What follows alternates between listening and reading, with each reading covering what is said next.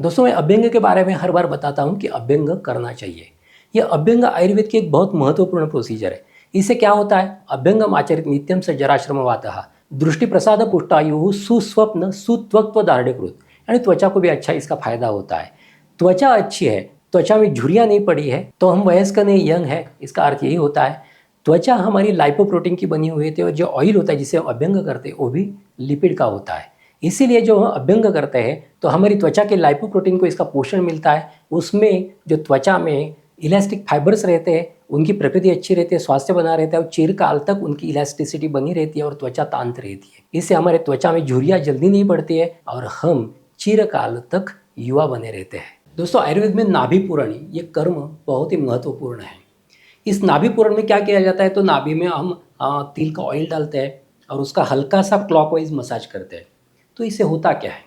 तो हमारी ये जो नाभि है ये 72,000 नाड़ियों का उगम स्थान योग शास्त्र में बताया है।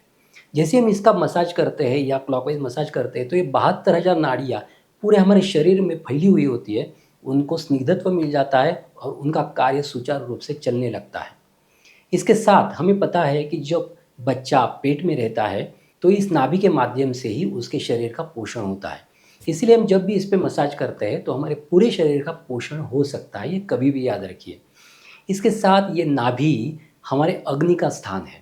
जैसे ही हम इस नाभि का मसाज करते हैं तो हमारे अग्नि पर इसका अच्छा प्रभाव पड़ता है। इसलिए हर रोज शाम को एक 5 मिनट के लिए तिल तेल का नाभि पूरण कीजिए। दोस्तों आयुर्वेद में नस्य का महत्व बहुत है। नस्य का अर्थ क्या है? तो जिस क्रिया में हम नाक में मेडिसिन डालते हैं, औषधि डालते हैं, उसको नस्य कहते हैं।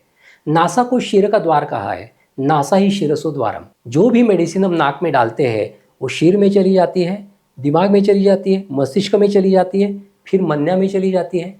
इन सभी अवयवों पर नस्य का बहुत अच्छा प्रभाव पड़ता है।